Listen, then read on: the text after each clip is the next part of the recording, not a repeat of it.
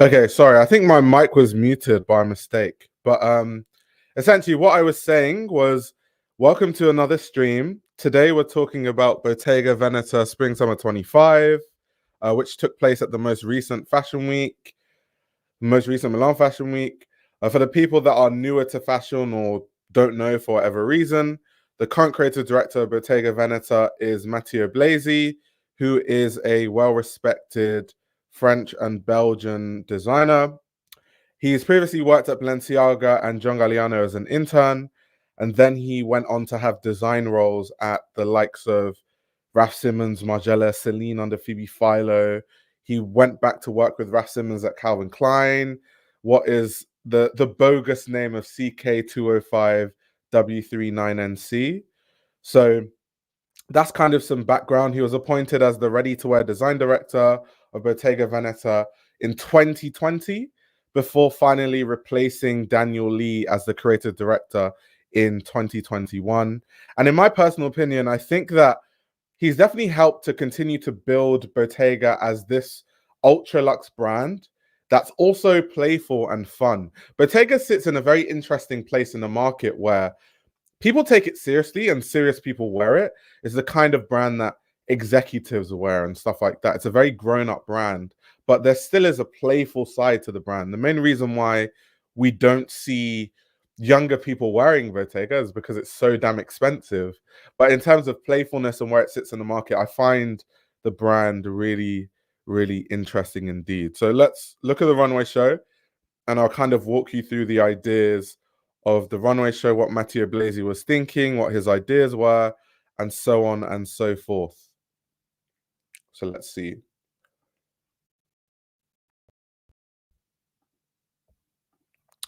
So essentially, this collection was all about, it was titled Wow, and it's really all about going back to this childhood sensibility of doing things, which I found really interesting as an idea from Matthieu Blazy. To quote something he said in the show notes, he said, as a kid, there is the adventure of the everyday.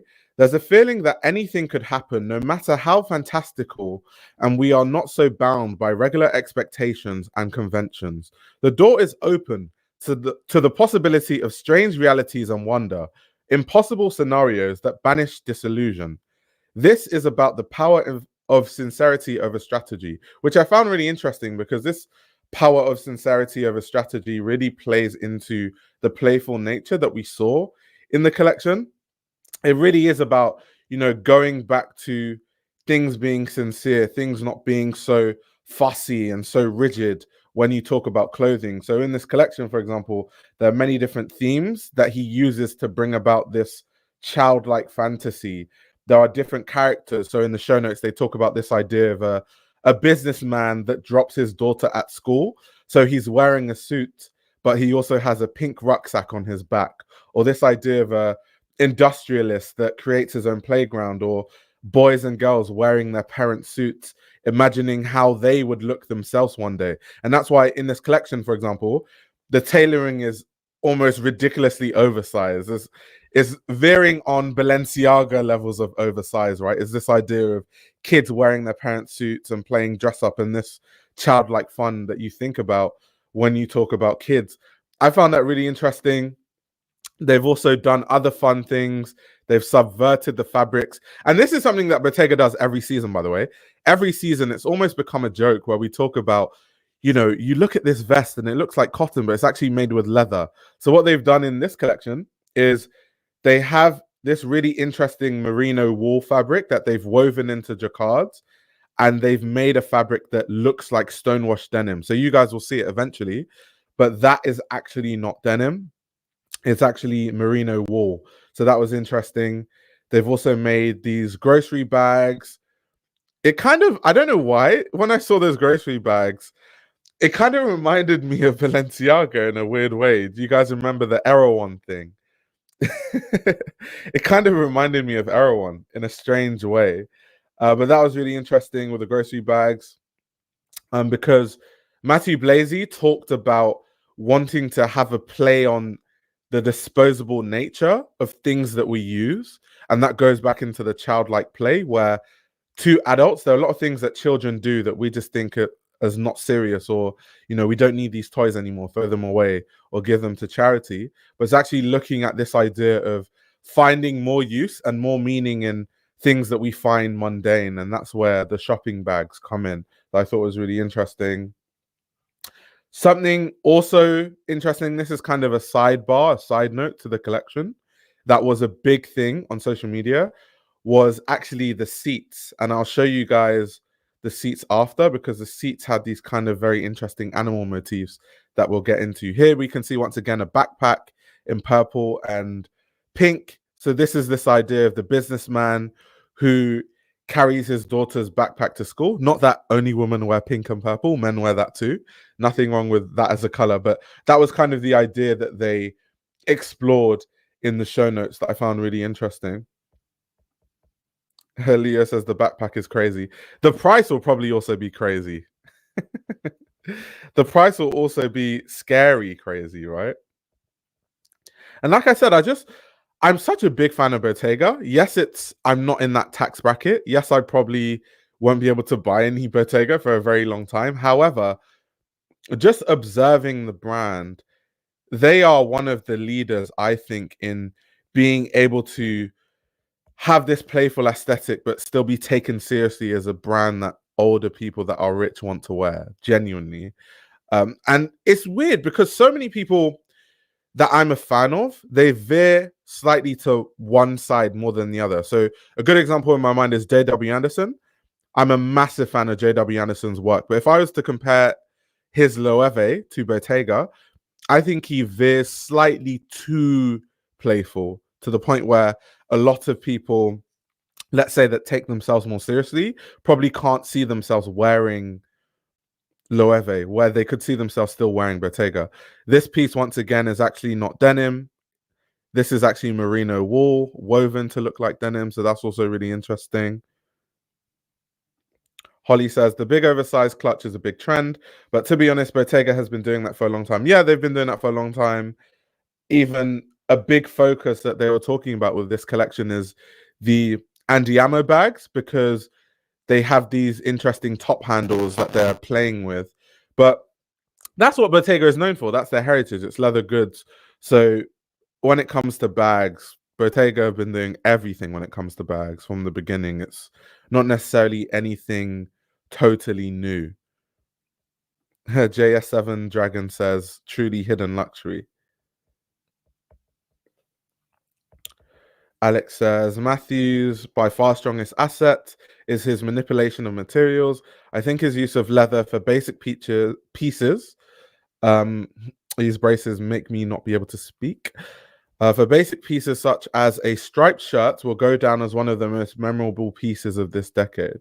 Yeah, for sure. I mean, it has, definitely become a thing where it's an inside joke, especially in these streams where we're like, okay, what is Bottega going to do with leather this season? Are they going to make a cotton looking vest, or is it going to be something that looks like denim, or something that's supposed to look like something they've done in the past also as a track pant, a sweat pant that is actually made of leather, socks made of leather. So this season we actually get denim made of merino wool. It's also very much reminds me of Pieter Mulier's Allure, because Allure had that collection where they manipulated merino wool and found many different ways to create new products using one fabric, and garments that look completely different even though it's made with the same fabric. That was really, really interesting. So it's interesting how a lot of these brands are kind of being woven into each other, and kind of riffing and playing on each other. And this is nothing new. We've seen, do you guys remember a few seasons ago where it seemed like every single brand had a white vest? We saw it on the Chloe show, we saw it with Prada, we saw it with Bottega Veneta, we saw it with so many other brands. Everyone just had a white vest. So I do get this sense sometimes that a lot of these brands riff on each other. Alex says, Loewe is that guy who works in a creative agency, whereas Bottega is the corporate guy who has a slightly creative job. I totally agree. Totally agree. Holly says tailoring is so strong in this. I totally agree. I mean, I love the tailoring. I think some of it is slightly too oversized for me. That, of course, goes into the narrative of this collection having these childlike sensibilities and this idea of kids wearing their parents' clothing, which is why the shirts are so long and the coats are so big. But actually, maybe it might work for me because things are normally not my size. So by buying something that's supposed to be oversized, it ends up being just right. Like, even look at how long the sleeves on this piece is. The white vest epidemic, Loewe Valentino Bottega.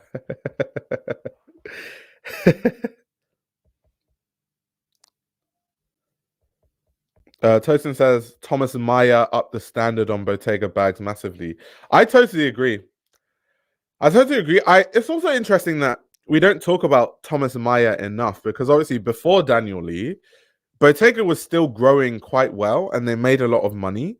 I think people act like, Bottega just made absolutely no money until Daniel Lee went there, and then he turned it into like a really buzzy brand, which just isn't the case. He built upon what was there already. So yeah, Thomas Meyer is a very good person to bring up. He refined the product offering, especially when it came to bags. And that started to bring about this idea, especially of younger people that have a lot of money buying Bottega brands and seeing Bottega as a viable brand to actually buy into as a young person. That really started with Thomas Meyer, and then obviously Daniel Lee amplified that for sure.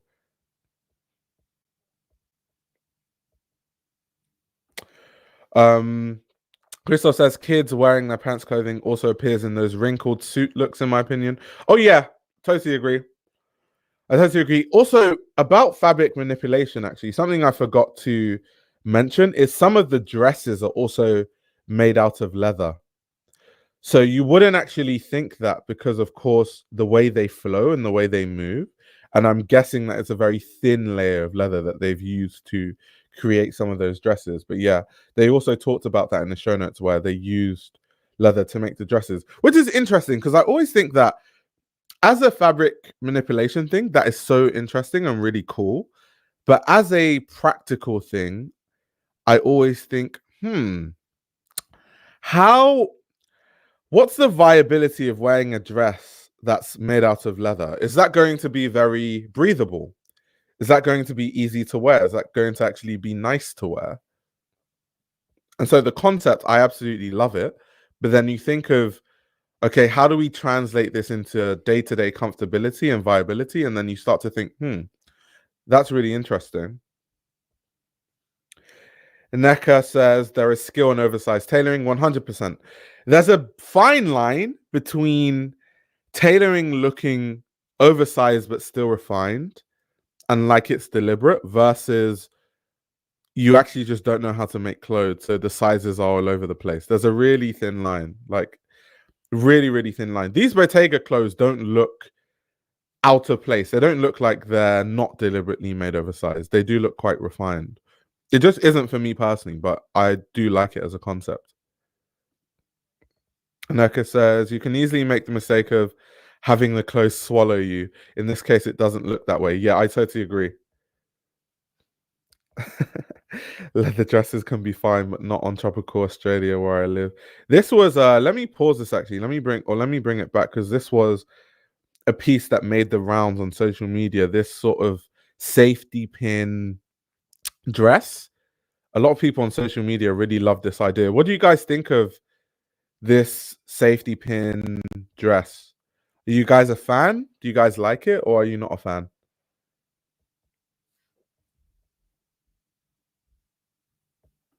Will we ever have more media collaborations that make fashion fun, like Prada, Spring Summer 18? I guess we'll just have to see about that. Let me see what guys are saying about the safety pins. No safety. Someone says, I love a fringe moment at times. Boaz says it's too much. Leo says, I mean, it's defo interesting.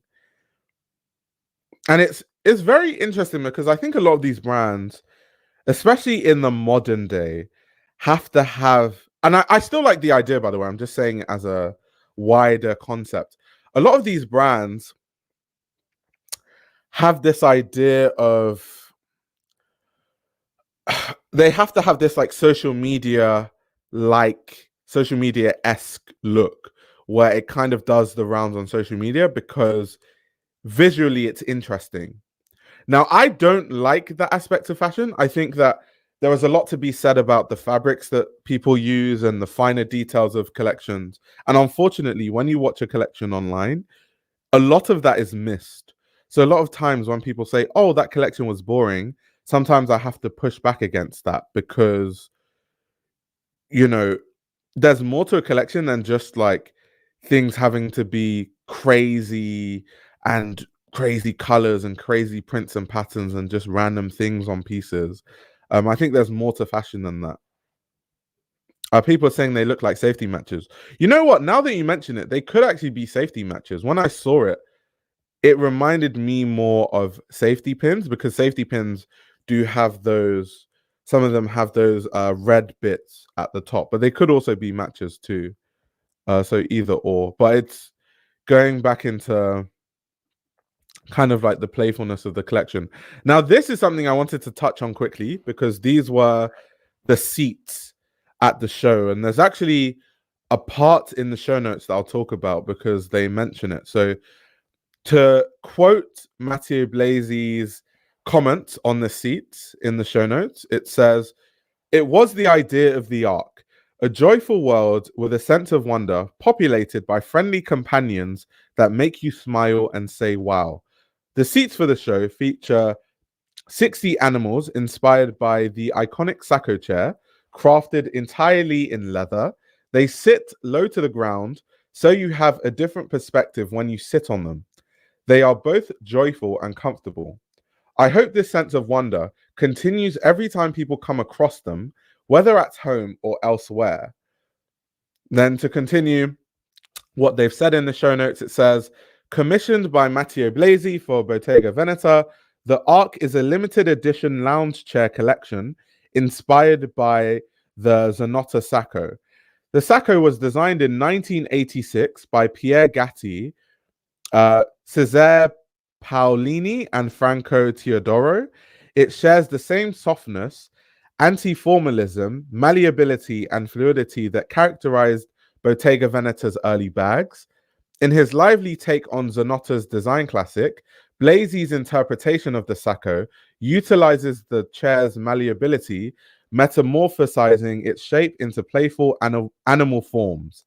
Each iteration is of childlike creativity, representing wonder and boundless imagination, what Blazy refers to as the power of wow. 15 animals are featured in a variety of colorways: dog, panda, rabbit, ladybug, snake, bird, chicken, dinosaur, otter, elephant, cat, fox, bear, horse, and whale. Sold over 6 months in small numbers, the first limited quantities of the Arc will be available on the Bottega Veneta website the day after the show. So why I wanted to touch upon that is so many people were, talking about the seats. A lot of journalists were taking pictures of the seats. They were making the rounds on social media, which was really interesting. But I wanted to touch on kind of what their idea was behind it because there was a lot of talk about it, but no one actually spoke about the actual inspiration of the seats, which is so clearly stated in the show notes. So that was just me riffing off the show notes and telling you why they did the seats. And it also, to me at least, my interpretation of it was there is a childlike nature in the way the seats look because those remind me of bean bags. When I was a kid and I used to just sit on bean bags. Funny enough, the last time I actually sat on a bean bag was when I was a kid. I can't sit on seats that low. I feel like that would give me knee pain trying to stand up and sit down. So, yeah, Amira says lots of words to describe a bean bag. That's funny. So it would be very interesting, people paying all this money to sit on what is essentially a very luxe animal childlike beanbag made by Bottega Veneta. So that should be really interesting. Someone is asking me how much they cost. I don't actually know. I didn't check the prices of the seats. Let me see if I can figure that out on their website, since they said some of them will be available to buy on their website. Let's see. This is Bottega's website. They call it the lounge chair edition.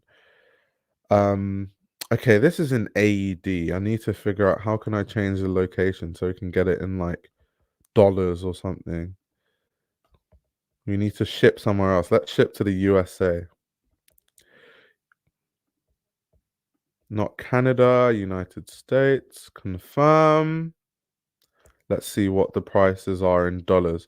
Wow, so the small lady bag seat is $7,500. You have the horse one, 10K. The bunny is 10K. The elephant is 10K. Yeah, most of them are 7.5 to about 10K. That's a lot of money for a beanbag, to be fair. That's a lot of money for a beanbag. No word of a lie. But if you're just rich like that and you don't want a normal beanbag, every single thing in your house has to be some form of a luxury thing, then fair enough. Leo says that elephant one is kind of cool, even the whale. Yeah, it is a really expensive beanbag. And yeah, it is crazy that some of them have already sold out. That's the power of Bottega. It's totally the Bottega effect. Like the chicken is sold out, the bunny in blue is sold out, the brown horse is sold out. Oh my god. Black bunny is sold out. What else is sold out? The cream bunny. A lot of stuff is sold out. People really have money. They did say in the show notes that there are limited quantities, to be honest. That being said, 10K on a beanbag, fair enough. Fair enough.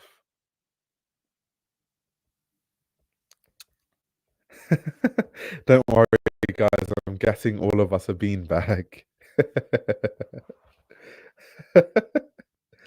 The Last Dragon. So everyone reckons that they just had not many in stock, and that tends to be the case rather than them just, selling loads.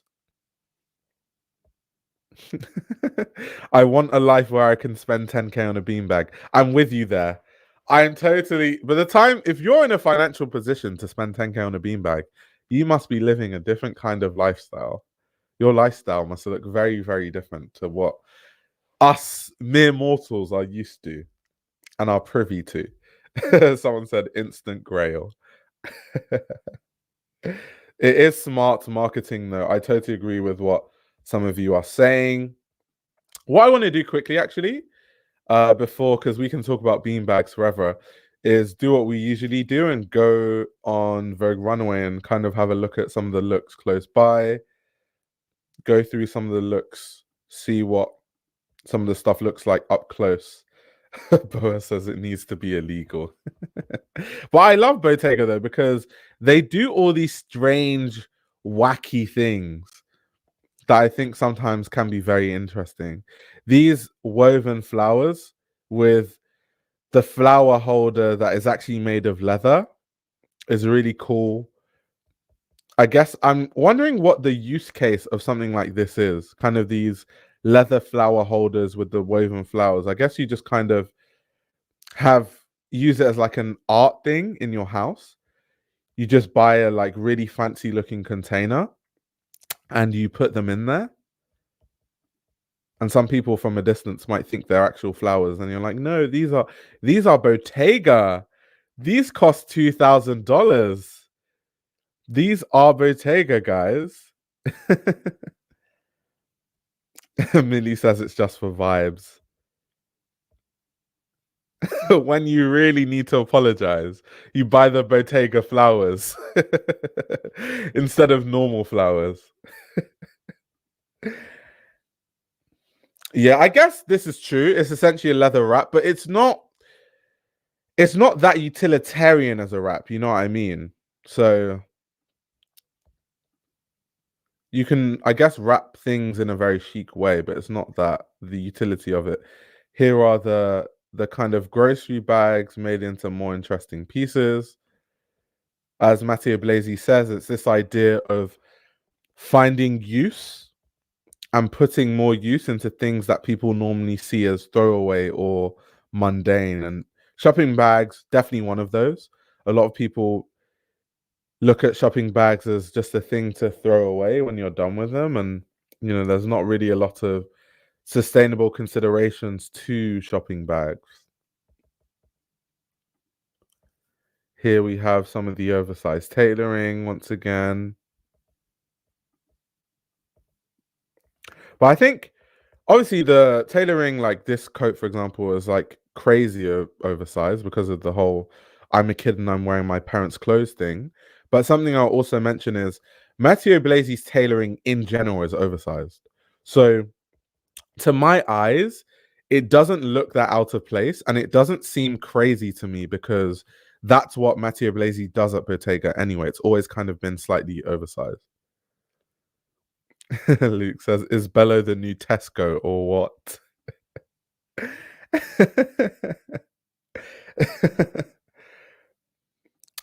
Don't know how bad I am to catch up, but I think these are more of a collection thing, how celebs and other rich people have bags and leather goods in walk-in closets like some gallery pieces. That's a good point, actually. They could just be collector's items for really rich people that are the quintessential Bottega customers. Talking with braces is actually so challenging. It's more challenging than I think. Really strange. Those flowers look like they're from an animated movie.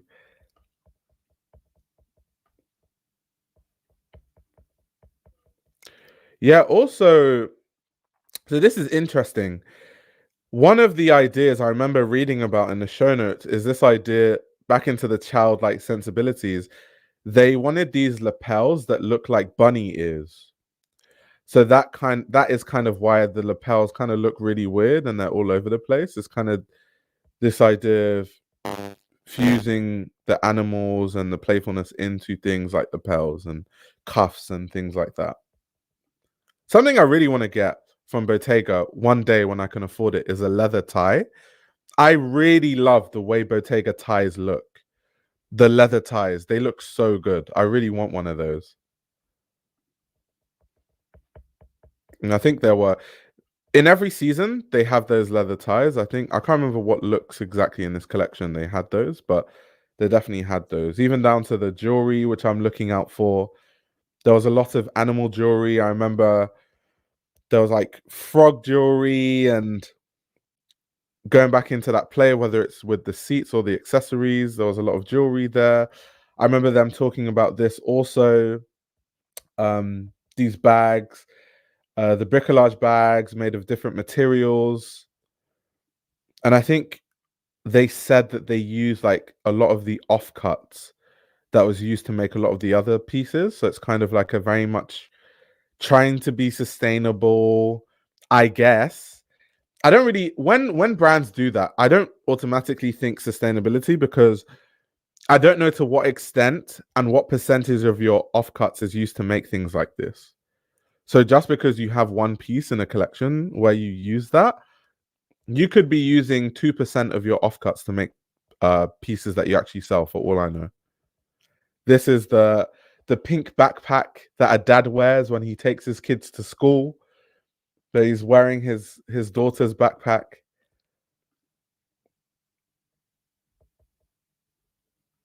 Purple Swag says, I wish they did not use so many influencers. I mean, can brands be that successful and not use influencers? Of course, there are examples of, brands and designers that do that successfully. But, it's not every brand that can work that way. But it's funny though, because I see on social media a lot of people saying that Bottega doesn't need influencers. Bottega, is the one quiet luxury brand, which I more think of that as the row. But they always say, oh, the Bottega is the one brand that doesn't need the social media and all that stuff. And I'm like, that's not true. Bottega is thirsty for all the big people on social media. And the last show, every single person that had been viral over the past 6 months was there. Whether the person that made Demure or Imaine Khalif, who obviously went viral on social media, the boxer, everyone that was viral on social media was at the show. So this idea that Bottega does not use influencers and does not use social media marketing just because they don't have social media platforms like Instagram, I think is just totally not true, to be honest. How are we feeling about this backpack, by the way? Do you guys love the backpack? I've seen a few people saying in the chat that they are really big fans of the Bottega backpack in pink and purple backpack. We've got some more woven flowers, guys. Some more collector's items. This is also really cool what they've done with the lapels.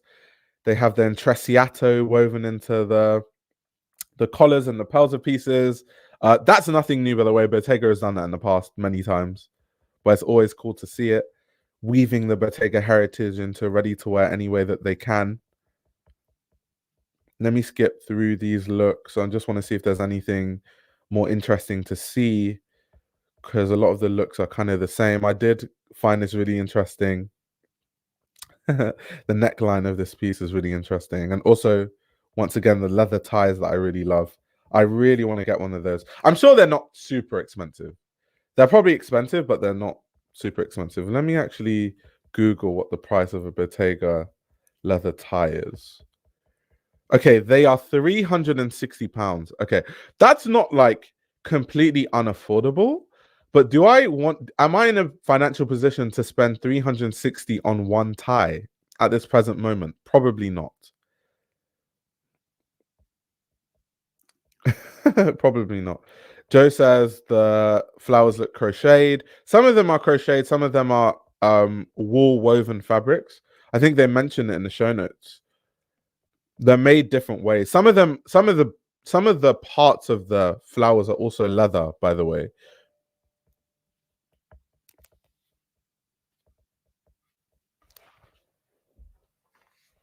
Let's have a look.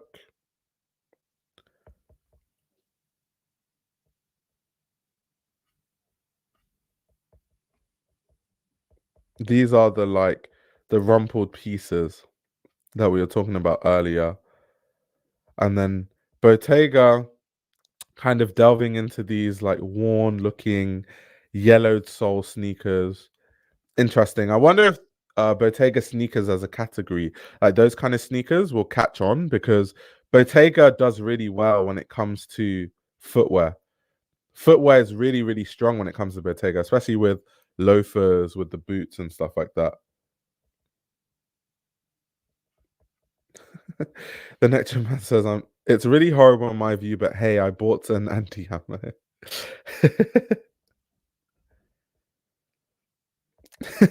You could just wait outside a Bottega store for the retail staff to come off shift and G-check. Let's see what you guys say about the footwear. I'm curious to know what you guys think about the footwear. But yeah, anyway, that really is the idea behind this collection. Really fun, really playful. And like I said earlier, Bottega is one of those few brands that they're like almost comically playful sometimes, like stuff like this. But at the same time, they get away with it because when you go into the store, the way they brand things, when you look at the website, everything is really serious. The tailoring is really nice. Is it super expensive? Yes. However, it's Bottega. You kind of know what you're getting when you're buying into Bottega. So I don't think that anyone thinks it's weird for Bottega to have those kind of price points. I don't think anyone thinks those things are strange. So yeah, those shoes in look 32 are Congolese uncle coded. Luke says Bottega is very much Kering's Loewe, and that's why I hate it. I mean, I'm a fan of Bottega, fair enough. Not everyone is going to like everything. But yeah, I'm a big fan of Matthieu Blazy's Bottega. Here, once again, like I was saying, with the animal jewelry and stuff, here we're seeing a frog. There were all these kind of pieces dotted around the collection anyway. If you look closely, here we have a gold frog.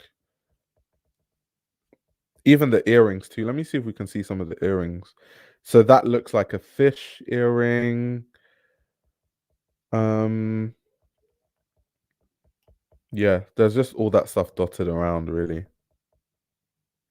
What I want to do, actually, is go on their website. I'm just curious. Every season, every time I review a show now, I just want to go on their website and have an idea of their market, what they're marketing, what their website looks like, because it's very important. Because at the end of the day, the runway show is cool, but it's all marketed to sell. It's all marketing to actually sell garments. So let's actually see how they are selling garments and what the e-commerce looks like.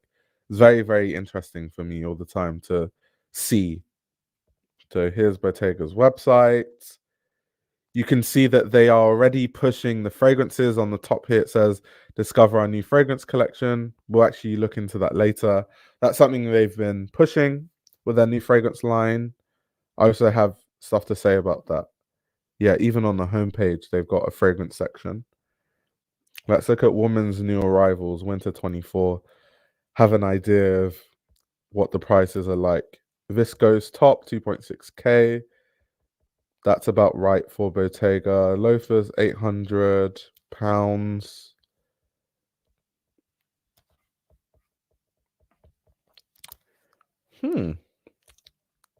Interesting. Oh my god. I can't even look at the ready to wear without them pushing the fragrance line. They really they really want this fragrance line to do the numbers. I scrolled for a few seconds on the ready to wear page on the new women's wear collection, and they're like, here you go. Let's tell you about our fragrance line, as if we didn't tell you about that 2 times already on the homepage. Fair enough. The large Andiamo, about 5.7K in pounds. That color is really nice, I must say. That's such a nice color. I think Micah has an Andiamo actually, but I think his is in, no, not that color. His is more like a green. But yeah, he has one. They're really cool. They're nice bags.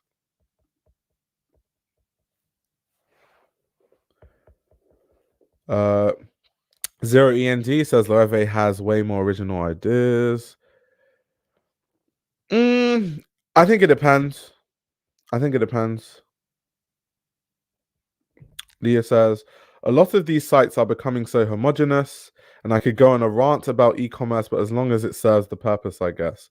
Yeah, I mean, there could be a lot to be said about e-commerce being more interesting from these brands, like brands trying to make their e-commerce pages way more interesting than they already are, because it does tend to be the case, because in these streams, we look at their websites all the time, and it is very much just like plain white thing. But I guess it kind of has to be that way, because if too much is going on, it kind of, you can't focus on the actual product.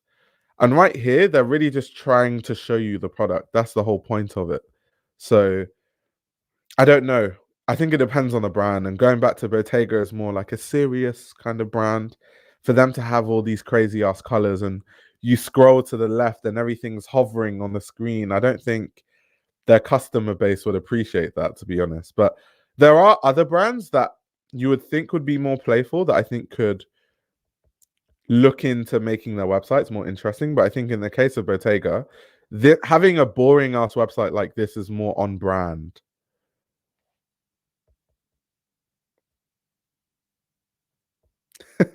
When you look at Micah's wiki page, his parents' names are definitely in blue. I have nothing to say about that. He says, I understand the psychology behind most sites being very easy to navigate and streamline customers towards purchase. Exactly. And Marcos says, I like the simple websites.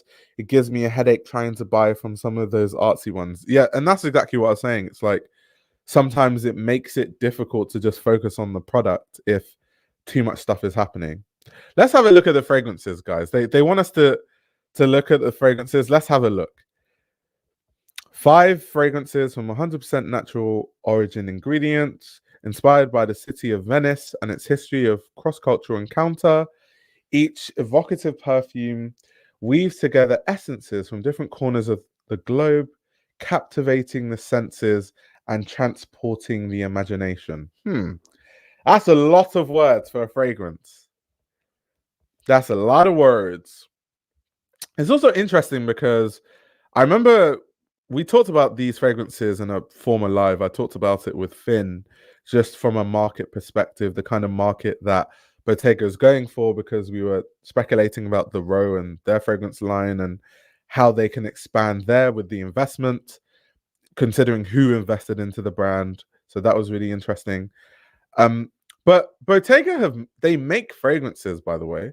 People are acting like this is Bottega's first foray into Bottega. Like, for example, I just put this on the screen now, but Bottega Pour Homme. This is a fragrance I think about from Bottega. This was launched in 2013. And this is a brand that if you go on a lot of discounter sites for fragrances, you can find it for like really good prices. So they make a lot of fragrances. This is not like their first fragrance line. This is more like a luxe fragrance line. And I think the market has dictated a lot of brands to have these luxe fragrance lines because niche fragrance as a category is so big now. Whether you think of MFK or Le Labo or all these fragrance lines that are embedded into the culture of fashion now, Frederic Malle, these are things that a lot of people that buy luxury fashion, a lot of these luxury fashion customers also buy these kind of fragrances. So a lot of these luxury brands are starting to understand that we should all have luxury fragrances. Of course, other brands have done it before, whether it's Chanel with Les Exclusives that they've had for a while, or Dior with their private line.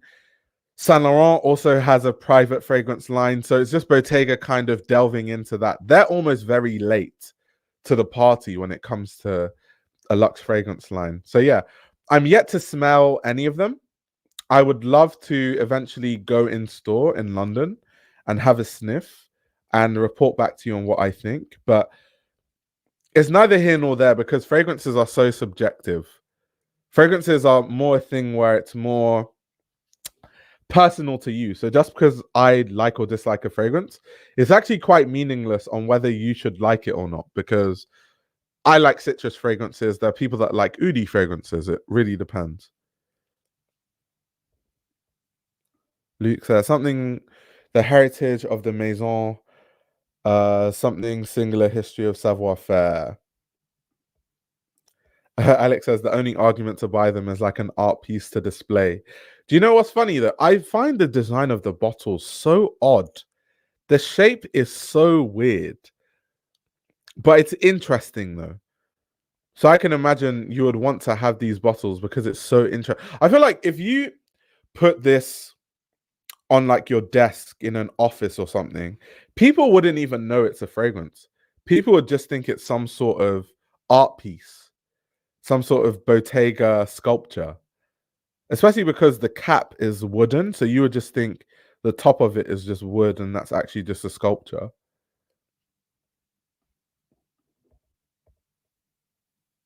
Minnie says, nah, it looks grippable.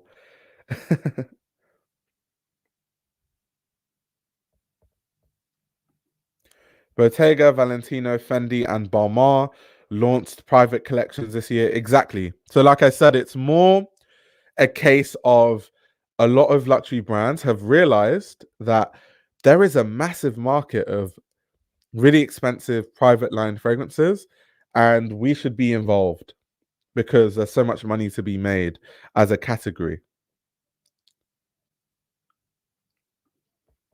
The Nectar Man says Celine perfume launch when Eddie arrived seemed the most successful new launch in a long time. I totally agree. That's 100% facts. I don't know if, especially at that price point, I don't know if any other brand has had in recent times, let's say over the past 5 years, has had as good as a successful fragrance launch as Eddie Simon Celine fragrances. I don't think so. So that's definitely a good point. The Nectar Man says, well, that's what you're paying for. The refills are a lot cheaper. Yeah, I mean, that's the case with every brand, isn't it? Even Dries Van Noten, for example, when you look at the Dries Van Noten bottles, let me see if I can put that on the screen actually, because I love the design of the Dries Van Noten fragrance bottles. I can imagine, I love the design so much that I might even buy a Dries Van Noten fragrance I don't like just because I like the design of the bottle. But their refills are also significantly less expensive than when you buy it with a bottle for that reason. You're kind of paying for the expensive bottle design. Obviously, the Bottega design looks even more expensive than the Dries Van Noten, but that was another example of something that came to mind. So this is an example with this like metal cap that I'd really love. But let's see, it's £260 for a 100 ml bottle. And for a 200 ml refill, it's £290. So it's £30 more for double the amount of fragrance. So when you buy the 100 ml bottle, you're really paying for packaging and the bottle mainly. And then when you buy the refill, it's basically half price. Yeah, the Dries Van Noten fragrances are so pretty. I love the way the bottles look. So chic. So damn chic.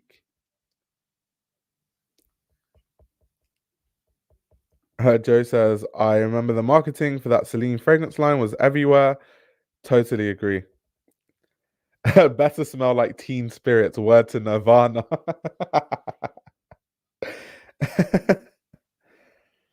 I love the Dries bottle, but that doesn't shock me since he has such a strong eye. His home and his store. Facts. Dries aesthetically is just, I just love everything about Dries aesthetically. Like everything branding wise is on point. These are some more different bottle designs depending on what fragrance you get. But yeah, they're all really cool. Fleur de Mal is my favorite fragrance in the line, but I prefer some of the other bottles to the Fleur de Mal bottle. The Fleur de Mal bottle is still nice. Just color wise, I prefer some of the others. But yeah, I love these Dries fragrances. Completely love them. Can't wait when I'm in Antwerp in December, and these will kick the breath out of my lungs and money out of my wallet. That's funny. I'm actually going into Antwerp in December as well. So great minds think alike. I'm going to Antwerp because they have the MoMU, one of my favorite fashion museums in Antwerp. They have a new exhibition. So I always love to go to see the exhibitions. And Antwerp is literally around the corner for me because I live in the UK. It's just one train away. So, well, two trains away actually, because I take a train to Brussels and then I have to change to go to Antwerp. But it's very close, is my point. So yeah, hopefully you have loads of fun in Antwerp. But yeah, guys, that's essentially the Bottega show in a nutshell. Thank you very much for coming to my Bottega TED Talk. I shall be seeing you guys in another stream. I very much am trying to stream daily now. I failed for the past couple of days. So I've realized that if I want to stream more often, the streams need to be shorter. And maybe one time, maybe on the weekend, we'll have the really long stream where we just talk about random stuff. So yeah, thank you very much for tuning in, and I'll see you guys in the next stream.